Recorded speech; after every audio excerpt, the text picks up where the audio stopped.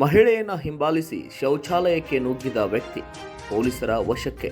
Hubballi police ಠಾಣಾ ವ್ಯಾಪ್ತಿಯಲ್ಲಿ September 7ರಂದು ಮಹಿಳೆ ಶೌಚಾಲಯಕ್ಕೆ ತೆರಳುತ್ತಿದ್ದಾಗ ಹಿಂಬಾಲಿಸಿದಂತಹ ಓರ್ವ ವ್ಯಕ್ತಿ ಒಳನುಗ್ಗಿದ ಮೊಹಮ್ಮದ್ ಆಶಿಫ್ ಕೊಂಕಣಿ ಎಂಬಾತ ಮಹಿಳೆಯ ಮೇಲೆ ದುರ್ವರ್ತನೆ ತೋರಿದ ಆರೋಪ ಎದುರಿಸುತ್ತಿದ್ದಾನೆ.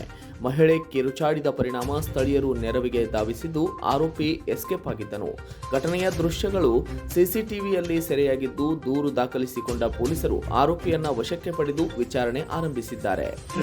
7ನೇ ತಾರೀಕಿಗೆ ನಾನು ಟಾಯ್ಲೆಟಿಗೆ ಹೊಂಟಿದ್ದೆ ರೀ, 5:30 ಸುಮಾರು. ನಾ ಟಾಯ್ಲೆಟ್ಗೆ ಹೋಗ್ಬೇಕಾರೆ ಒಂದು ಹುಡುಗ ನನಗೆ ಚುಡಾಯಿಸಿದ, ಆಸಿಫ್ ಅಂತೇಳಿ.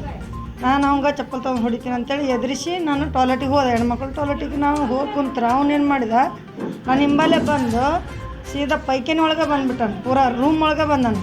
ನಾನು ಎದ್ದು ಹೊರಗಡೆ ಬರ್ಬೇಕಾರೆ ಯಾಕೆ ಬಂದ್ಯಪ್ಪ ನೀನು ನಡಿ ಹೋಗು ಅಂಥೇಳಿ ನಾನು ಧಮ್ಕಿ ಕೊಟ್ಟೆ ಅವಂಗೆ. ಅವ ಆದರೂ ಏನಂದ, ನೀ ಬಾಯ್ ಮಾಡಬೇಡ ತಂಗಿ, ಬಾಯ್ ಮಾಡಬೇಡ ಅಂದ್ಕೊಂಡು ನನ್ನ ಮೈ ಮ್ಯಾಗ ಬಂದು ರೆಟ್ಟಿ ಹಿಡಿದು ನನ್ನ ಜಂಪರ್ ಎಲ್ಲ ಎಳೆದಾಡಿದ, ಜಂಪರ್ ಅದ ಎಲ್ಲ ಮಾಡಿದ. ಆದರೂ ನಾನು ಎದ್ರುಕೊಂಡು ಅವ್ನು ದೂಗಿಸಿ ಹೊರಗಡೆ ಬಂದು ಮಂದಿನ ಕೂಡಿಸ್ಬಿಟ್ಟು ಅವು ಟಾಯ್ಲೆಟ್ ಅವ್ನಿಗೆ ಸ್ವಲ್ಪ ಬೆದರಿಸಿದೆ. ನಿನ್ಗೆ ಎಷ್ಟು ಸಲ ಹೇಳ್ಬೇಕಪ್ಪ ಗಂಡು ಮಕ್ಳು ಹೆಂಗೆ ಬಿಟ್ಟು ಅಂತೇಳಿ ಅವ್ನು ಧಮ್ಕಿ ನಾ ಮಾಡಿದೆ.